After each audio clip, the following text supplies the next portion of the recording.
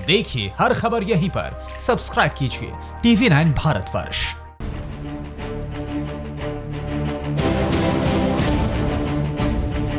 मरकज वाला मौलाना साद करोड़ों की दौलत का मालिक बना। इनकम टैक्स के शिकंजे के बाद अब मौलाना की रईसी के हर राज से पर्दा उठने वाला है। तबलीगी जमात के मुखिया मौलाना साद के खिलाफ ईडी का शिकंजा कसने के बाद अब इनकम टैक्स ने भी रस्सी कस दी है। विभाग को शक है कि मौलाना साद ने टैक्स की चोरी की है, अपने इनकम छिपाई और अपनी संपत्ति की सही जानकारी नहीं दी, जिसके सबूत इनकम टैक्स के हाथ लगे। क्राइम ब्रांच ने मौलाना साद से इनकम टैक्स भुगतान के पिछले 5 साल के जो कागजात मांगे थे, अब इनकम टैक्स डिपार्टमेंट उनको खंगालने में लग गई। मौलाना साद की 5 साल की इनकम और टैक्स रिटर्न्स के कागजात को स्कैन किया जा रहा है। जांच एजेंसी ये भी पता लगाने की कोशिश कर रही है कि मरकज से जुड़े मेंबर्स का देश भर में घूम घूम कर धर्म में प्रचार करने का खर्चा कौन उठा रहा था। एजेंसी ये भी जानना चाहती है कि किन किन लोगों ने मरकज के दौरान हजारों लोगों के आने जाने और ठहरने का खर्चा उठाया।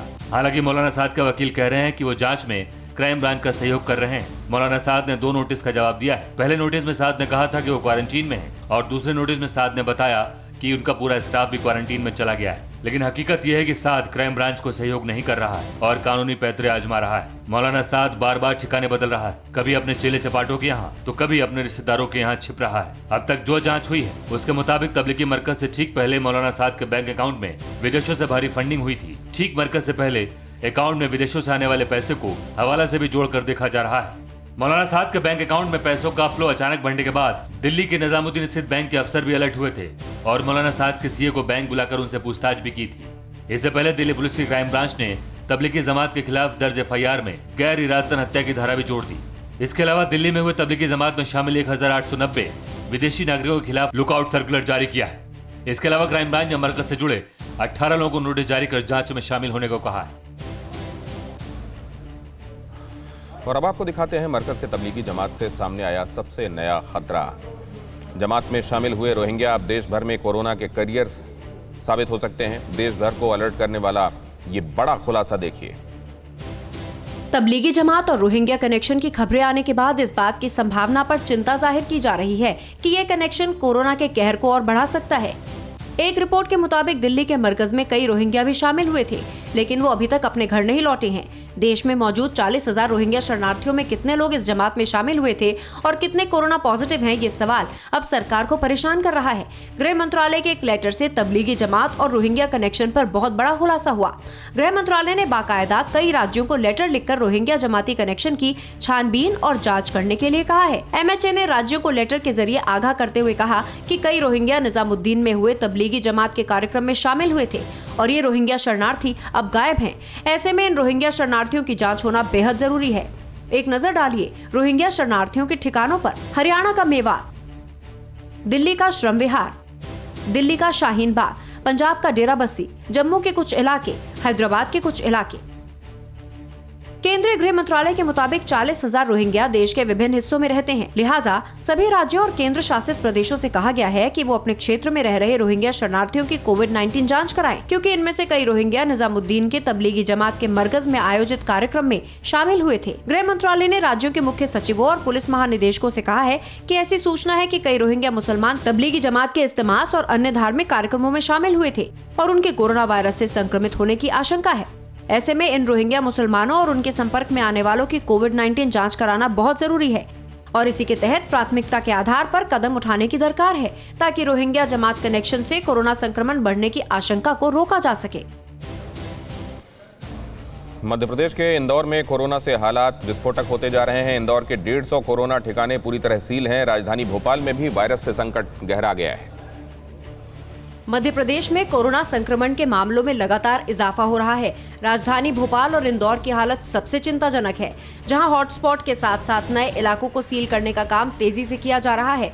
कोरोना पॉजिटिव के 50 मामले सामने आने के बाद मध्य प्रदेश में संक्रमण का आंकड़ा 1300 के पार हो गया है।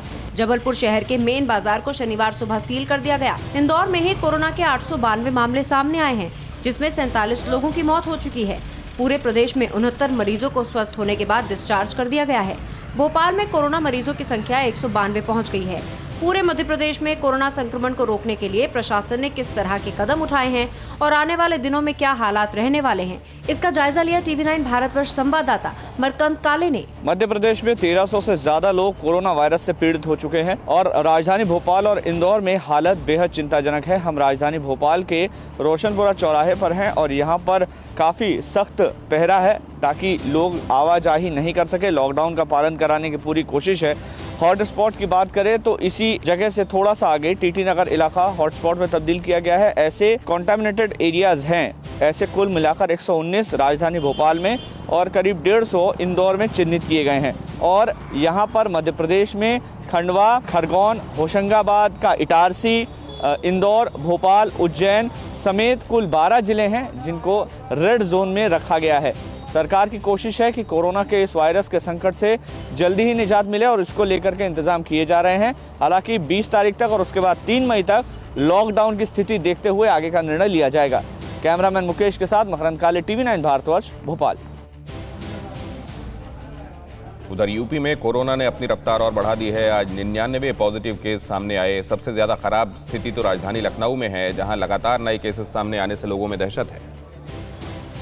उत्तर प्रदेश के सबसे बड़े हॉटस्पॉट राजधानी लखनऊ के सदर में कोरोना संक्रमण के 5 और नए मामले सामने आने के बाद अब तक यहां 85 लोग वायरस की जद में आ चुके हैं। सदर इलाके से 150 लोगों के सैंपल लिए गए थे, जिसमें 6 की रिपोर्ट पॉजिटिव आई है। 12 अप्रैल से 16 अप्रैल तक यहां से 566 सैंपल लिए गए, जिनमें से 82 की रिपोर्ट पॉजिटिव आई। सदर में अब कुल मरीजों की संख्या 88 हो गई, जिनमें 65 लोग स्थानीय हैं, जबकि 14 मरीज सहारनपुर के हैं, 3 राजस्थान के, 4 असम के और फरीदाबाद के 2 मरीज हैं। सदर बाजार से कोरोना के इतने मामले आने के बाद प्रशासन में हड़कंप मचा है। उत्तर प्रदेश में अब तक कोरोना के 849 मामले सामने आ चुके हैं, जिनमें 14 लोगों की मौत हो गई है। यूपी की राजधानी लखनऊ का सदर बाजार एरिया यानी कि प्रदेश का सबसे बड़ा कोरोना पॉजिटिव हॉटस्पॉट एरिया, जिसमें 12 जोन बनाए गए हैं और हर तरह से मॉनिटरिंग की जा रही है पुलिस प्रशासन की तरफ से, स्वास्थ्य विभाग की तरफ से भी। यहाँ पर 80 जो स्थानीय कैमरे हैं, उसके अलावा 20 सरकारी कैमरे लगाए गए हैं। ड्रोन कैमरे से भी इस इलाके की निगरानी की जा रही है। मैं आपको बताना चाहूँगा कि 3 तारीख को यहाँ पर 12 जमातियों के केस पॉजिटिव मिले थे, यानी कोरोना पॉजिटिव केस मिलने के बाद इस इलाके को सील किया गया था और बाद में इसे हॉटस्पॉट एरिया घोषित किया गया। बुधवार को भी यहाँ पर 28 मामले सामने आए थे। इसके बाद बृहस्पतिवार को 23 मामले सामने आए थे और कल 7 मामले सामने आने के बाद अब इनकी संख्या 87 पहुंच चुकी है। लिहाजा इस इलाके को पूरी तरीके से सील कर दिया गया है। कोरोना से जंग के बीच पिछले 24 घंटे में उत्तर प्रदेश में नए मरीजों के मिलने का सिलसिला जारी है। डालीगंज के मौसमगंज मोहल्ले में एक निजी अस्पताल के ICU में तैनात स्वास्थ्य कर्मी में कोरोना पॉजिटिव मिलने के बाद इलाके को सील कर नया हॉटस्पॉट घोषित कर दिया गया और इसी के साथ लखनऊ में हॉटस्पॉट की संख्या 14 हो गई। और अब आपको दिखाते हैं कोरोना काल का सबसे बड़ा रेस्क्यू ऑपरेशन। राजस्थान के कोटा में पढ़ने वाले 8000 बच्चों को यूपी सरकार की बसेस उनके घरों के लिए लेकर रवाना हो गई। हालांकि इस अभियान में फिजिकल डिस्टेंसिंग के नियमों की घोर लापरवाही भी उजागर हुई। कोटा में फंसे छात्रों को बाहर निकालने के दौरान सोशल डिस्टेंसिंग की जमकर धज्जियां उड़ाई गई और वहां मौजूद जिम्मेदार लोगों ने सरकार की एक अच्छी पहल पर पानी फेर दिया। लॉकडाउन के बीच राजस्थान के कोटा के अलग अलग हॉस्टल में फंसे छात्रों को निकालने के लिए यूपी सरकार ने 250 बसों का एक कारवां रवाना किया था, लेकिन कोटा से वापस आ रहे छात्रों से सोशल डिस्टेंसिंग नहीं कराई गई। मौके पर मौजूद आला अधिकारी ने पहले तो अपनी पीठ थपथपाई और कहा कि सोशल डिस्टेंसिंग का ख्याल रखा जा रहा है, लेकिन अब मीडिया ने तस्वीरों का हवाला देकर सवाल किया तो फंसते हुए नजर आए। ये सही है कि इस समय नहीं है, हालांकि बच्चों को इनके जो टीचर्स हैं उनको भी कहा है, पुलिस भी पर्याप्त मात्रा में लगी है कि बच्चे एक तरफ लग रहा है, लेकिन नेचुरली बस में एक साथ चढ़ेंगे तो बच्चे एक साथ इकट्ठे हो रहे हैं। ये तस्वीर कोटा जिला प्रशासन की लापरवाही का नतीजा है। एक बस में 30 बच्चों को भेजने का इंतजाम किया गया था, लेकिन अलग अलग हॉस्टल में फंसे बच्चों को एक साथ ही बुला लिया गया और देखते ही देखते नजारा किसी बस स्टैंड जैसा हो गया। छात्र झुंड बनाकर जमा हो गए, यानी एहतियात के कोई कदम नहीं उठाए गए। सरकार ने हर बस में यूपी पुलिस के जवान और एक गार्ड की तैनाती की है, लेकिन सबको पता है कि यहाँ कोरोना से बचने का कोई इंतजाम नहीं किया गया। जी बिल्कुल नहीं, बिल्कुल नहीं नजर आ रही है, बिल्कुल नहीं। कहीं सरकार जिला प्रशासन पहल नजर नहीं दिख रहा आपको? बिल्कुल, उसमें बताइए आप क्या होना ही चाहते हैं। प्रयास तो पूरा किया जा रहा है, लेकिन लड़के बच्चे हैं, भगदड़ मचा रहे हैं। कोटा में डॉक्टर और इंजीनियर बनने का सपना लेकर करीब 25 से 30 हजार छात्र अलग अलग संस्थानों में पढ़ाई कर रहे हैं। उत्तर प्रदेश के झांसी और आगरा से पहुंची इन बसों से यूपी के 8,000 छात्रों को वापस लाया जा रहा है। हालांकि बस में सवार होने से पहले इनकी स्क्रीनिंग जरूर कराई गई, लेकिन जिस बात का खास ख्याल रखा जाना था उसमें कोताही बरती गई। ऐसे में अगर इन छात्रों में किसी तरह का संक्रमण फैला तो आगे क्या होगा? दिल्ली में कोरोना पर सबसे दर्दनाक खबर सामने आई है। आरोप है कि दिल्ली के एक अस्पताल में इलाज के लिए आई बच्ची का तबलीगी जमात की वजह से वक्त पर इलाज नहीं हुआ और उसने दम तोड़ दिया। राजधानी दिल्ली में लॉकडाउन के दौरान इलाज के बगैर 5 साल की बच्ची की मौत का मामला सामने आया है। आरोप है कि सफदरजंग समेत कई अस्पतालों में बच्ची के परिजन से यही सवाल पूछा जाता था कि परिवार का कोई सदस्य तबलीगी जमात से तो नहीं जुड़ा है। मामला साउथ दिल्ली के नेव सराय थाना स्थित राजू पार्क का है। परिजनों का आरोप है कि इलाज पर ध्यान देने की बजाय डॉक्टरों ने जमात से कनेक्शन ढूंढने में ज्यादा समय बर्बाद किया और बच्ची की मौत हो गई। मामूली बुखार के बाद बच्ची को पहले मालवीय नगर अस्पताल में भर्ती कराया गया, फिर हालत बिगड़ने पर उसे सफदरजंग रेफर कर दिया गया। उसके बाद परिजन बच्ची को लेकर कई अस्पताल में घूमते रहे, लेकिन बच्ची इस दुनिया से चली गई। 5-6 हॉस्पिटल में चक्कर लगाए और हॉस्पिटल में पूछा, मरकज में तो नहीं गए थे, जमात में तो नहीं गया था, कोई बाहर से तो नहीं आया। हर बार यही सवाल करते थे। बच्ची के साथ बरती गई लापरवाही को लेकर आला अधिकारी अब जांच करने की बात कर रहे हैं। एडीएम ने भी माना कि कोरोना संक्रमण बहुत तेजी से फैल रहा है, लेकिन बच्ची के परिजनों के आरोप की भी जांच जरूरी है। अगर इसमें किसी की भूल हुई है, किसी हॉस्पिटल ने उनको पूरा इलाज नहीं दिलाया, तो हम उसके खिलाफ भी डीएम और एडीएम को बात करके पूछेंगे कि भाई ऐसा क्यों हुआ। 5 साल की बच्ची को 5 अस्पताल बदलना पड़ा, लेकिन वो जिंदगी हासिल नहीं कर पाई। स्थानीय विधायक भी जांच की बात कह रहे हैं। है जो 7-8 क्वेश्चंस का पूछा जाता है, जिससे कि इस संभावना को रूल आउट किया जा सके कि कोई कोरोना पॉजिटिव के संपर्क में तो नहीं है। एडीएमओ और हमारे डिस्ट्रिक्ट सर्विलांस अफसर दोनों से अभी हम बात करेंगे कि वो पता लगाएं कि इस मैटर के फैक्ट्स क्या हैं। ये सच है कि तबलीगी जमात से जुड़े मामले सामने आने के बाद डॉक्टर भी सूझबूझ के साथ इलाज कर रहे हैं, लेकिन बच्ची के परिजन जिस तरह का आरोप लगा रहे हैं वो भी कम गंभीर नहीं है, क्योंकि परिजनों के मुताबिक इस बात को जानने में ज्यादा समय गंवाया गया कि बच्ची का कोई जमाती कनेक्शन है या नहीं। दिल्ली में कोरोना हॉटस्पॉट की तादाद लगातार बढ़ती जा रही है। हालांकि दिल्ली सरकार के ऑपरेशन शील्ड ने कमाल किया है, लेकिन खतरा टला नहीं। दिल्ली सरकार की तमाम कोशिशों के बावजूद दिल्ली में कोरोना का खतरा लगातार बढ़ रहा है। मरकज में तबलीगी जमात की वजह से भी सरकारी प्रयासों को अब तक धक्का ही लगा है। दिल्ली में कोरोना ठिकानों की तादाद 68 तक पहुंच गई है और अगर अब इन इलाकों में लॉकडाउन खोलना है तो लगातार 28 दिनों तक कोरोना का कोई केस नहीं मिलना चाहिए। अगर कोरोना का एक भी नया मामला आता है तो फिर 28 दिनों तक लॉकडाउन से गुजरना होगा। दिल्ली के दिलशाद गार्डन से शुरू हुआ सिलसिला कोरोना के 68 ठिकानों तक जा पहुंचा है। हालांकि कुछ इलाकों से राहत की खबर भी है। पूर्वी दिल्ली के 4 कोरोना ठिकानों से पिछले 20 दिनों में कोरोना का कोई नया केस सामने नहीं आया। ये इलाके हैं दिलशाद गार्डन, वसुंधरा कमनसारा अपार्टमेंट, खिचड़ीपुर, कल्याणपुरी। कोरोना के केस सामने आने के बाद इन इलाकों को सील किया गया था, लेकिन लोगों ने संयम से लॉकडाउन का पालन करके जबरदस्त परिणाम दिए। दिल्ली सरकार के ऑपरेशन शील्ड ने भी कोरोना के खिलाफ लड़ाई में इन इलाकों की खासी मदद की है। अब ये एरिया कोरोना फ्री होने की तरफ बढ़ चले। हालांकि दिल्ली के बाकी इलाकों का हाल ऐसा नहीं है। यहाँ लोग लॉकडाउन की वजह से काफी दिक्कतों का सामना कर रहे हैं। दिल्ली का बंगाली मार्केट ऐसा ही इलाका है जहाँ हालात पर काबू पाने में अभी वक्त लगेगा। सबसे पहले दिल्ली पुलिस के जो लोग हैं, जो जवान हैं, वो होते हैं तैनात। उसके अंदर जो है फिर सिविल डिफेंसेस के लोग होते हैं, और जिससे कि उन लोगों तक जो है किसी भी तरीके की स्वास्थ्य या ज़रूरी सेवाएं जो हैं वो पहुंचाई जा सके। साथ ही साथ अगर बात करें तो डॉक्टर्स की टीम जो है लगातार इन लोगों को मॉनिटर करती है जो इस हॉटस्पॉट के जोन के अंदर रहते हैं, ताकि कोई भी व्यक्ति अगर किसी भी तरीके से बीमार है उस तक तुरंत जो है मुहैया कराई जाए जो चिकित्सा सुविधा है।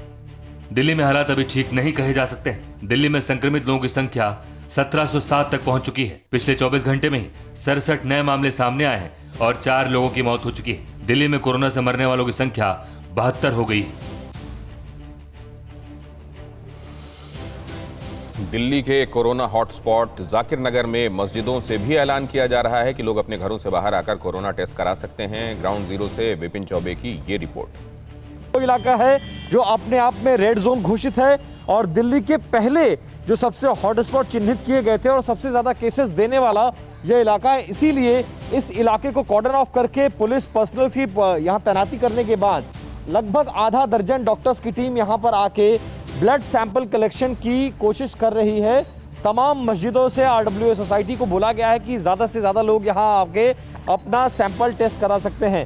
साथ ही ये जो कैंप लगाया गया है ये उन लोगों को लगाया गया है जिनके कोरोना पॉजिटिव केस पाए गए थे, उनके कॉन्टैक्ट, चाहे वो रिलेटिव हो, चाहे उनके घर वाले हों, दोस्त हों, रिश्तेदार हों, चाहे जो भी हो, उनके जो कॉन्टैक्ट्स हैं उन तक उनकी सैंपलिंग की जा सके, उनका टेस्ट किया जा सके। इसके साथ ही जो जिसको सिम्टम्स मिल रहे हैं, जिसको ऐसा लग रहा है कि जो कुछ ऐसे सिम्टम्स हैं उसकी बॉडी में जो कोरोना संक्रमण के हो सकते हैं, जिनको आशंका है, उनकी भी टेस्टिंग के लिए कैंप लगाया गया है। और लगातार आप देखिए कि यहाँ से लगभग 12 से 14 लोग यहाँ अभी आ चुके हैं टेस्टिंग के लिए, और लगातार लोग आ भी रहे हैं जिनको ये शक है कि उनके अंदर तो कुछ सिम्टम्स ऐसे हैं जिससे लगता है कि शायद वो कोरोना पॉजिटिव हो सकते हैं, या फिर वो उनके रिश्तेदार हैं, उनके कहीं ना कहीं से कांटेक्ट में आए थे जो जिनको कोरोना का संक्रमण पॉजिटिव पाया गया है।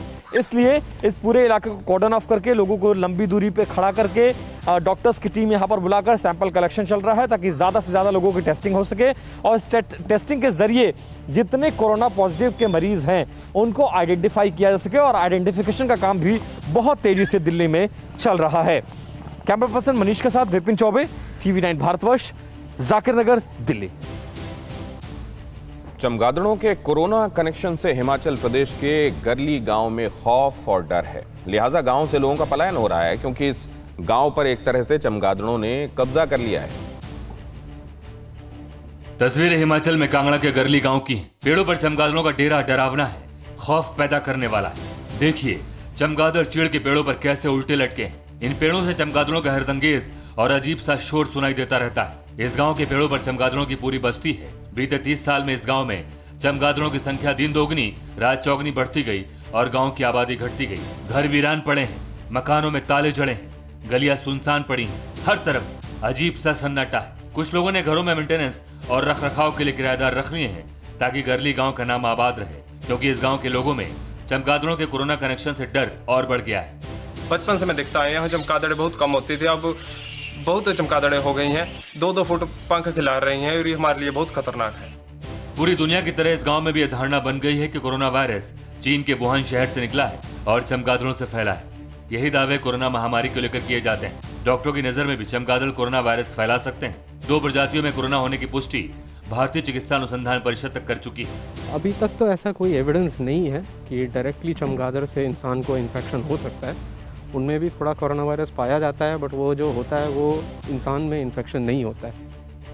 कोरोना को मात देने के लिए दुनिया के सुपर पावर मुल्कों के साइंटिस्ट दिन रात दवा खोज रहे हैं। उसी साइंस का यह भी दावा है कि कोरोना चमगादड़ों से होता है, लेकिन ये किसी चमगादड़ की बजाय संक्रमित हुए इंसान से एक दूसरे में जल्दी फैलता है। बहरहाल कांगड़ा के गरली गांव और आसपास के इलाकों में भी कोरोना और चमगादड़ों को लेकर इस तरह की बातें, अटकलें और गॉसिप खूब हो रही हैं, क्योंकि एक थोड़ी चमगादड़ों को कोरोना की जन्मदाता बता रही है, जिससे चमगादड़ों की मौजूदगी वाले गांव, शहर और इलाकों में एक अजीब सी दहशत बनी हुई है। महाराष्ट्र सरकार ने चीनी मिल में फंसे लाखों मजदूरों को घर भेजने का ऐलान किया है। 100 सेकंड में देखिए सरकार की इस मुहिम से जुड़ी है रिपोर्ट। लॉकडाउन की बढ़ती मियाद के बीच अलग अलग राज्यों में फंसे मजदूरों को उनके घर भेजने की तैयारी की जा रही है। महाराष्ट्र सरकार ने भी चीनी मिल में फंसे लाखों मजदूरों को उनके घर तक पहुंचाने का ऐलान किया है, लेकिन इन मजदूरों को कोरोना टेस्ट से गुजरना होगा, यानी वही मजदूर अपने घर का रुख कर पाएंगे जो कोरोना नेगेटिव पाए जाएंगे। चीनी मिल में फंसे करीब 1,30,000 प्रवासी मजदूरों को घर भेजने की जानकारी राज्य के सामाजिक न्याय मंत्री धनंजय मुंडे ने दी। महाराष्ट्र में लॉकडाउन के बीच चीनी मिल में काम करने वाले मजदूरों के लिए अब एक राहत की खबर है। आपको बता दें कि राज्य सरकार ने ये फैसला लिया है कि राज्य की तमाम चीनी मिल में काम करने वाले प्रवासी मजदूरों को अब उनके घर भेजा जाएगा। महाराष्ट्र में लॉकडाउन की घोषणा होने के बाद से ही लगभग 1,31,000 से ज़्यादा मजदूर जो हैं राज्य में जो चीनी मिलें हैं वहाँ पर फंसे हुए हैं और वो अपने अपने घर लौटना चाहते हैं। ऐसे में राज्य सरकार की ओर से और राज्य में मंत्री जो है धनंजय मुंडे, उनकी ओर से एक ट्वीट किया गया है और ये जानकारी दी गई है कि अब जितने भी चीनी मिल के मजदूर हैं उनको उनके घर पहुंचाया जाएगा और ये जिम्मेदारी जो है वो चीनी मिल के मालिक की होगी। इन मजदूरों को उनके घर पहुंचाने के पहले ये सुनिश्चित करना होगा कि इन्हें किसी भी तरह से कोरोना का कोई सिम्टम तो नहीं कोरोना संकट के बीच पूरे महाराष्ट्र के 38 चीनी मिलों में ये मजदूर अस्थायी आवास में रह रहे हैं। चीनी मिल के मालिकों ने इनके रहने खाने का इंतजाम किया है, लेकिन अब इन्हें घर जाने की इजाजत दी गई है। सरकार के इस फैसले से बीड और अहमदनगर के मजदूरों को फायदा होगा, जो पश्चिमी महाराष्ट्र, कर्नाटक से लगे सीमावर्ती क्षेत्रों और राज्य के अन्य हिस्सों में फंसे हुए हैं। इन मजदूरों की कोरोना जाँच कराने का जिम्मा भी मिल मालिकों को दिया गया है। जम्मू कश्मीर में कोरोना के साथ साथ आतंकवाद से भी लड़ाई लड़नी पड़ रही है। 100 सेकंड्स में देखिए घाटी के चप्पे चप्पे में क्या है स्थितियां। एक तरफ कोरोना वायरस के संक्रमण को रोकने के लिए जम्मू कश्मीर पुलिस जम्मू कश्मीर के अंदर अहम रोल निभा रही है, लेकिन दूसरी तरफ जम्मू कश्मीर पुलिस आतंकवाद से किस तरीके से लड़ती है, ये बात भी किसी से छुपी नहीं है। डोमिनेशन हाईवे पे कैसे कर रही है जम्मू कश्मीर पुलिस, ये साफ तौर पे आप तस्वीरों में देख सकते हैं। नेशनल हाईवे पे मौजूद हूँ। ये वही नेशनल हाईवे है जहाँ पे हाल ही में आतंकी हमला हुआ था। सूत्रों की माने तो पाकिस्तान की ये मंशा है कि ज़्यादा से ज़्यादा आतंकियों की इस पार यानी कि लाइन ऑफ कंट्रोल के इस बार इन्फिल्ट्रेशन करवाई जाए, ताकि जम्मू कश्मीर में एक बड़ा आतंकी हमला कराया जा सके। जम्मू कश्मीर पुलिस किस तरीके से गाड़ियों की चेकिंग कर रही है, पूरे नेशनल हाईवे को डोमिनेट करने के लिए विशेष तौर पे जम्मू कश्मीर पुलिस की तरफ से गाड़ियां जो है एक्स्ट्रा गाड़ियां तक मंगाई गई है।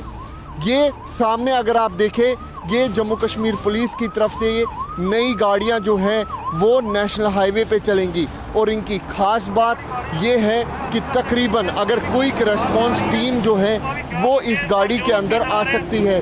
तकरीबन 10 लोग इस गाड़ी के अंदर एट अ टाइम जो है वो इस गाड़ी के अंदर आ सकते हैं। लेकिन इन सब के बीच जम्मू कश्मीर पुलिस की ये मंशा है ना सिर्फ कोरोना वायरस से लड़ने के लिए पूरी तरीके से एरिया को डोमिनेट किया जाए, बल्कि नेशनल हाईवे को भी पूरी तरीके से डोमिनेट किया जा सके। कैमरा पर्सन अनूप के साथ अंकित भट्ट, TV9 भारतवर्ष के लिए जम्मू श्रीनगर नेशनल हाईवे से। कोरोना वायरस ने भारतीय नौसेना में भी दस्तक दे दी है। 100 सेकंड में देखिए हड़कंप मचाने वाली ये रिपोर्ट।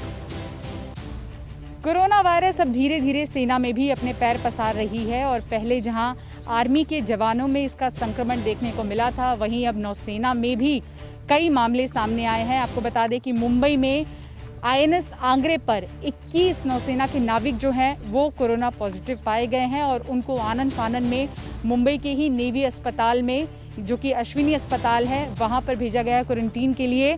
आपको बता दें कि 7 अप्रैल को INS आंग्रे पर एक नाविक जो हैं उनकी टेस्टिंग की गई थी, और उनके रिजल्ट पॉजिटिव आने के बाद तमाम जो नाविक वहां पर तैनात थे उनकी भी टेस्टिंग की गई। टेस्टिंग के बाद अब ये रिजल्ट आया है कि 20 और जो नाविक हैं जो INS आंग्रे पर कार्यरत थे वो भी पॉजिटिव पाए गए हैं। मुंबई के नेवी डॉकयार्ड में मौजूद INS Angre western naval command का एडमिनिस्ट्रेटिव और लॉजिस्टिक बेस है। इसी के साथ समुद्र तट पर बने INS आंग्रे से कुछ ही मीटर की दूरी पर कई सारे युद्धपोत हैं, पनडुब्बियां रहती हैं। हालांकि नौसेना का कहना है कि अभी तक ये संक्रमण जो है वो बाकी किसी सबमरीन या शिप पर नहीं फैला है, लेकिन जैसे ही ये खबर आई कि 21 नौसेना के जो नाविक हैं वो पॉजिटिव पाए गए हैं, ऐसे में INS आंग्रे को सील कर दिया गया। आनन फानन में जो भी लोग उस पर मौजूद थे, जो हाई रिस्क पर हैं और जिनमें संक्रमण का खतरा सबसे ज़्यादा है, उनको भी क्वारंटीन के लिए भेज दिया गया है। उनकी भी टेस्टिंग की जाएगी, और कुल मिलाकर नौसेना से 21 नाविक जो हैं वो कोरोना पॉजिटिव पाए गए हैं। कैमरा पर्सन सुभाषिष धाम के साथ शिवांगी ठाकुर, TV9 भारतवर्ष।